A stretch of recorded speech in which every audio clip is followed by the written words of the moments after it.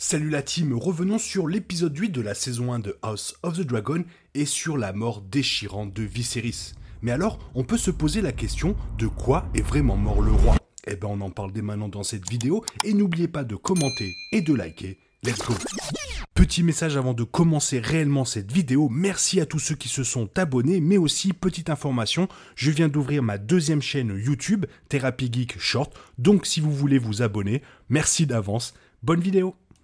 Tout au long de cette saison, le roi Viserys a enduré une maladie mystérieuse qui a causé sa détérioration physique progressive, et la révélation de son visage gravement endommagé dans l'épisode 8 illustre à quel point les choses ont progressé. Ce qui a commencé dans l'épisode 1 comme une coupure qui ne guérissait pas s'est maintenant propagé sur tout le corps, le laissant avec un corps brisé et une douleur intense. La maladie de Viserys a été confirmée par Paddy Considine comme étant une forme fictive de lèpre, rongeant lentement son corps alors qu'il est encore en vie. Cette maladie symbolise le manque d'aptitude de Viserys en tant que roi de Westeros, mais aussi son unité familiale en ruine. La série raconte les événements qui ont conduit à la guerre civile des Targaryens, appelée dans les livres la danse des dragons, qui finira par préparer le terrain pour les événements qui se produisent dans Game of Thrones près de 2 siècles plus tard. Et la santé du roi a été un point important de l'intrigue depuis le tout début. La question en cours de savoir qui sera l'héritier du trône de fer est déjà cruciale pour la stabilité de Westeros, avec 3 principaux prétendants, Rhaenyra, son fils aîné Aegon et peut-être même son frère Daemon. Avec la mort du roi Viserys qui menace les acteurs clés du royaume, la question de la succession est encore plus importante, et cette pression amène de nombreux autres personnages à se méfier les uns des autres. Alors, quelle est cette maladie fictive? La lèpre existe dans le monde réel depuis presque aussi longtemps que les humains, mais elle s'est en grande partie éteinte au Moyen-Âge et peut maintenant être traitée avec des antibiotiques. Avec la recherche moderne, on sait maintenant que la lèpre n'est pas réellement la maladie contagieuse, mangeuse de chair qu'elle était autrefois. Cependant, les plaies de Viserys et la perte progressive des membres sont très précises pour sa maladie. En réalité, la lèpre ne ronge pas vraiment la chair au point de détruire les terminaisons nerveuses et d'endommager les muscles, de sorte que la version de la lèpre que Viserys a dans la série est une version beaucoup plus extrême que dans le monde réel. Cependant, si quelqu'un devrait être blessé ou contracter une infection sur une zone avec des tissus mous, comme son visage par exemple, il est possible qu'il nécessite l'ablation d'une partie de sa peau. Plutôt que de simplement pourrir, Viserys aurait peut-être subi une blessure nécessitant qu'un médecin lui enlève la peau et les yeux, ce qui serait très précis sur le plan médical. La manière sévère dont cette version fictive de la lèpre a détruit le visage de Viserys a eu un plus grand impact dans l'histoire en illustrant le déclin de la stabilité de la maison Targaryen. Avec chaque saut dans le temps et la mise à jour ultérieure de la maladie de Viserys, l'histoire présentait de plus en plus de fissures dans les fondations de la famille royale à mesure qu'elle se rapproche de sa guerre civile. L'horrible maladie qui a continué d'affliger le roi n'a pas été mentionnée dans les livres où sa mort est vaguement mentionnée. Mais son ajout a définitivement rendu le déclin progressif de l'ère de paix du royaume plus dramatique en fournissant une manifestation physique des troubles du royaume sur le corps de Viserys. On peut également souligner le symbolisme du côté du visage de Viserys pourri qui est du même côté des Hightower, historiquement toxiques lors de son grand dîner familial.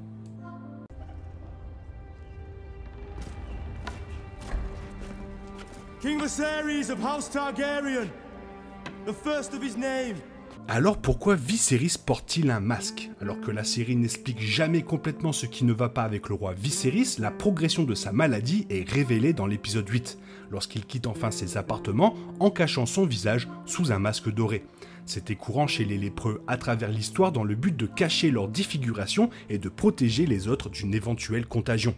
Les masques étaient historiquement utilisés pour qu'on reconnaisse les personnes infectées en tant que telles, ce qui conduisait souvent à leur exclusion de la société.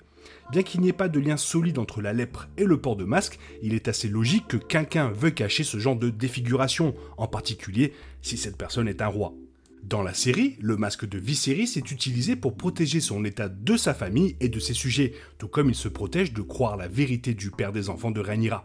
Son masque est aussi un moyen de tenter de récupérer son statut de roi. En remplaçant les bandages qu'il porte dans son lit de malade par un masque doré, Viserys peut se rendre un peu digne en entrant dans la salle du trône pour ce qui est censé être la première fois depuis de longues années. Le masque, qui couvre le côté pourri du visage de Viserys, lui donne le pouvoir de savoir quand et comment il se laisse voir vulnérable. Alors est-ce que cette maladie a été bien abordée dans la série ?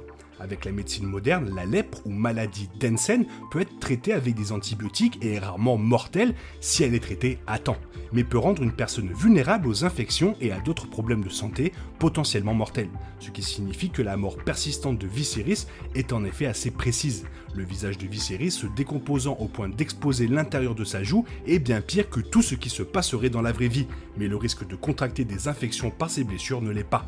Même au Moyen-Âge, la lèpre elle-même n'a jamais été une cause directe de décès, mais elle a presque toujours été la promesse d'un décès précoce.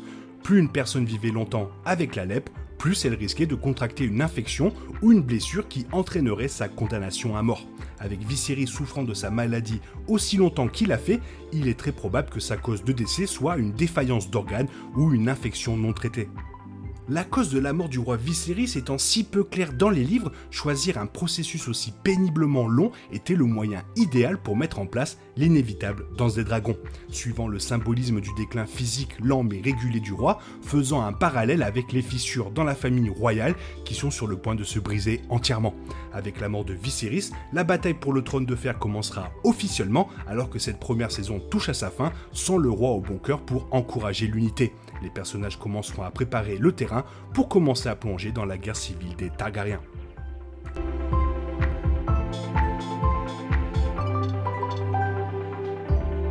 Et finalement, la scène de son entrée pour s'asseoir sur le trône prouve que la plus grande erreur de Viserys a été de faire d'Otto Hightower la main du roi.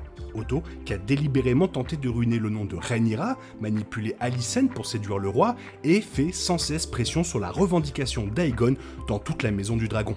A profité de la faiblesse de Viserys, tandis que Daemon voulait défendre le nom et la stature de son frère. Là où Viserys était faible, Daemon était fort. Les frères étaient totalement différents, mais la série indique que leurs forces et leurs faiblesses combinées auraient pu mieux éviter ce résultat. Peut-être que toute la question de l'héritier du trône de fer aurait été résolue si Viserys avait fait de Daemon sa main et l'avait marié à Rhaenyra dès le début, ce qui a répondu à son désir de faire avancer la lignée Targaryen avec du sang pur valérien. Au moment le plus crucial du mandat de Viserys en tant que roi de Westeros, c'est Daemon qui l'a repris et l'a assis sur le trône de fer dans ce fameux épisode 8. Otto Hightower, lui, a simplement descendu les marches du trône et a juste regardé la scène. Otto cherchait toujours un moyen d'améliorer son propre pouvoir et de régner sur le royaume, et donc la maladie et la faiblesse de Viserys faisaient finalement d'Otto le roi, mais sans le titre. Daemon sert littéralement de main à Viserys alors qu'il aide à monter sur le trône de fer, tandis qu'Otto en veut au pouvoir de Viserys et permet au roi de lutter impuissant devant toute la cour. Otto était le choix facile pour l'ascension de Viserys et Daemon est peut-être l'imprévisible et l'impitoyable, mais le frère de Viserys est celui qui s'est révélé être l'homme idéal pour le travail. La plupart des actions de Daemon dans la saison 1 étaient motivées par son désir de recevoir l'approbation de Viserys et de rendre son frère fier de lui. En tant que tel, Daemon est susceptible d'être aussi complètement brisé que Rhaenyra lorsqu'il va recevoir l'info de la mort de son frère. Considérant que l'épisode 8 soulignait déjà à quel point Daemon souffrait de voir son frère bien-aimé dans un état aussi faible et maladif, cela va le détruire d'apprendre que son frère est décédé. Viserys est idolâtré à la fois par Daemon, Rhaenyra, mais aussi par George R.R. Martin qui lui a envoyé un message en lui disant « Ton Viserys est meilleur que le mien ». Il ne faut pas oublier que le roi défendait toujours Daemon et Rhaenyra en les invitant à revenir même lorsque le reste du royaume se dresse contre eux. Étant donné que Daemon et Rhaenyra ont tous deux considéré les Hightower comme des vipères, le mari et la femme Targaryen sont susceptibles d'être encore plus déterminés à se venger pendant la danse des dragons. En tant que mari de la reine Rhaenyra Targaryen, Daemon pourra enfin prouver comment il aurait géré le fait d'être le conseiller le plus fiable et le commandant second de Viserys. Donc non, Viserys n'a pas été empoisonné par les Hightower, il est bien mort de sa maladie et justement je voulais faire cette vidéo pour que tout le monde comprenne de quoi il est vraiment mort. Toi, si tu as un avis sur cet épisode, fais-moi part de cet avis dans la zone commentaire car tu sais que j'aime énormément vous lire. Et j'espère que la vidéo t'a plu et si elle t'a plu, n'hésite pas à la liker, la partager, à t'abonner. Merci d'avance. Je te souhaite une bonne matinée, après-midi, peut-être une bonne soirée ou un bon week-end. Bisous bisous, hasta la vista.